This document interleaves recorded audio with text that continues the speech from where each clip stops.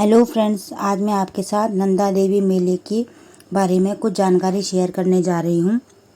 ये नंदा देवी मेला नैनीताल में लगता है और ये देखिए यहाँ पर हम गए थे तो उसी की मैंने कुछ क्लिप्स ली हैं और उसी का वीडियो मैं आज आपके साथ शेयर कर रही हूँ। पुराने समय से ही हम लोग देवी देवताओं को पूजते आ रहे हैं और देवी को हम अलग अलग नामों से पूजते हैं, लेकिन उनका स्वरूप एक ही है। और ये जो नंदा देवी हैं जो कुमाऊं और गढ़वाल की इष्ट देवी में मानी जाती हैं।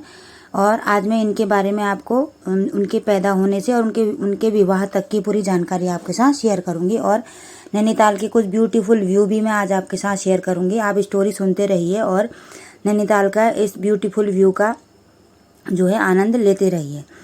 तो आज मैं आपको बताऊंगी, नवरात्रि में हम 9 देवियों की पूजा करते हैं, लेकिन 9 देवियों की पूजा करते हैं, नाम उनका एक ही है। उनको हम पार्वती के नाम से भी पूजते हैं। आज हम माँ नंदा से जुड़ी हुई कुछ जानकारी आपके साथ में शेयर करूंगी। तो कहानी सुनाती हूँ मैं आपको। तो चलिए अब सुनते हैं। माँ नंदा से जुड़ी हुई बहुत अलग अलग कहानियाँ हैं। सब लोग अपने अपने तरीके से अपनी अपनी जानकारी आपके साथ शेयर करते हैं। बहुत समय पहले हमारी पृथ्वी पर चारों तरफ जल ही जल था।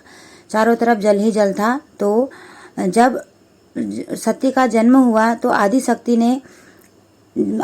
माया ने देखा कि चारों तरफ जल ही जल है। तो पृथ्वी को जल रहित करने के लिए उन्होंने सोचा क्यों ना मैं किसी एक जीव का निर्माण करूं। तो उन्होंने एक मनुष्य का निर्माण किया, उसमें प्राण डाले और उसका नाम रख दिया ब्रह्मा।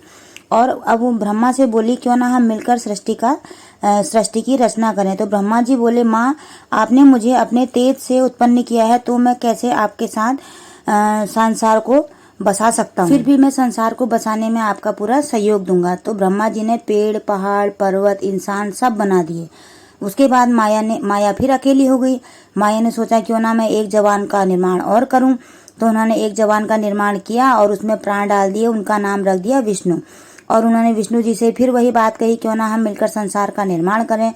तो विष्णु जी बोले, माँ आपने मुझे जन्म दिया है, तो आप मेरी माँ है, मैं आपके साथ कैसे संसार का निर्माण कर सकता हूँ, लेकिन मैं फिर भी जो है आपकी इसमें मदद करूंगा। तो उन्होंने सारी चीज़ों की सुरक्षा करने का वचन दिया कि मैं सब चीज़ों की सुरक्षा करूंगा। अब इसके बाद फिर माया अकेली रह गई। तो उन्होंने फिर एक जीव को जन्म और दिया। उनका नाम रखा शिव, यानी कि रुद्र।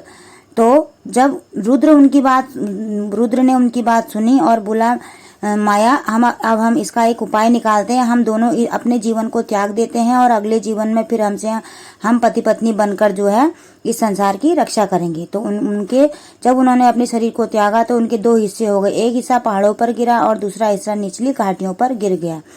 बहुत समय हो गया। तब हेमंत और मैना देवी नाम की 2 साधु संत थे जो कैलाश पर्वत पर रहते थे। उनकी कोई संतान नहीं थी। तो एक साधु ने उनको बोला, अगर आप यज्ञ करोगे तो आपको संतान प्राप्त जरूर होगी।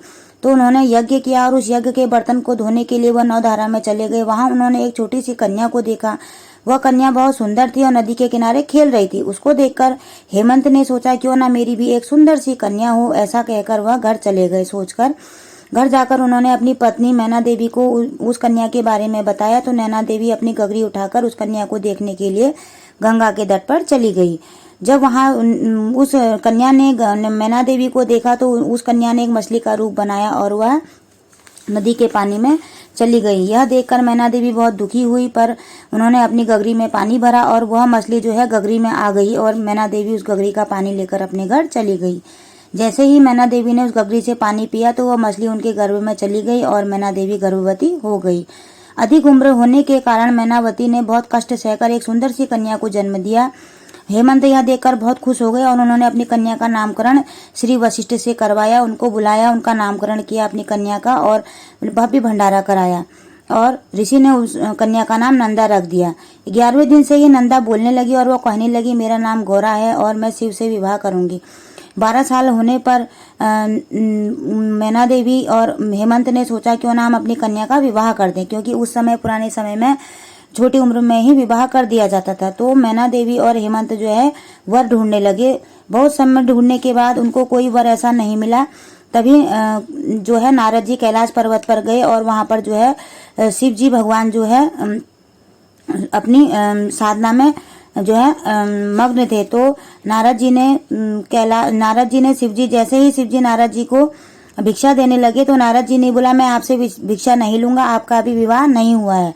तो इससे वह शिव जी क्रोधित हो गए और वह बोले, मैं किससे मैं विवाह करूंगा। तो नारद जी ने बोला, मैंने आपके लिए कन्या देखी है, आप विवाह की तैयारी कीजिए और मैं जाकर आपके उस जो है उनके घर जाकर यह बात बताता हूँ। तो नारद जी हेमंत और मैना देवी के घर पहुंचे और उन्होंने बोला कि मैंने आपकी बेटी के लिए एक वर ढूंढा है, आप विवाह की तैयारी करो, आपकी बेटी वहां बहुत खुश रहेगी। यह सुनकर हेमंत और मैना देवी जो है बहुत खुश हो गए और विवाह की तैयारी करने लगी। अब कैलाश पर्वत से जैसे ही शिव ने अपनी बारात निकाली तो बारात में जो भी साधु संत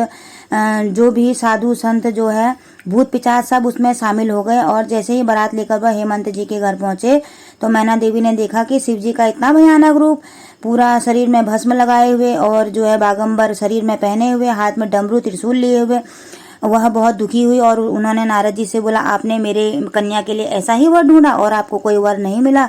तो इससे जो है नारद जी बोले, वो अभी जो है साधना से उठकर आए हैं, अभी आप देखेंगे जब वो तैयार होकर आएंगे। तो कुछ समय पश्चात शिव जी जो है दूल्हे के रूप में तैयार हो गए, पीला जो है वस्त्र पहनकर, माथे पर तिलक लगाकर सुंदर से वर के रूप में तैयार होकर आए। यह देखकर मैना देवी बहुत खुश हो गई और उन्होंने खुशी खुशी नंदा और शिव का विवाह धूमधाम से किया। और जब उनकी डोली उनके हेमंत और मैना देवी के घर से निकली तो उनकी डोली शहर शहर अलग अलग रास्तों से घूम कर गई। और इसी तरह माँ नंदा जो है माँ नंदा की जो है शादी भी शिव के साथ हो गई। माँ नंदा अपनी कृपा हम सब पर बनाए रखे। तो मैंने आज आपके साथ माँ नंदा की स्टोरी शेयर की। तो फ्रेंड्स, आपको ये स्टोरी कैसी लगी मुझे ज़रूर बताना। अब मैं यहाँ पर आप देखिए, आपको मैं नैनीताल की झील दिखा रही हूँ। हम नाव पर भी बैठे थे, वहाँ पर मेला भी आपने देखा। ये देखिए, हम पूरे नाव में नैनीताल का व्यू ब्यूटीफुल। कभी आप नैनीताल आए तो यहाँ ज़रूर घूमिएगा और मंदिर जाना बिल्कुल मत भूलिएगा। तो आगे देखिए माँ नंदा की विदाई किस तरीके से होती है। मिलेंगे नेक्स्ट वीडियो में, तब तक के लिए बाय बाय।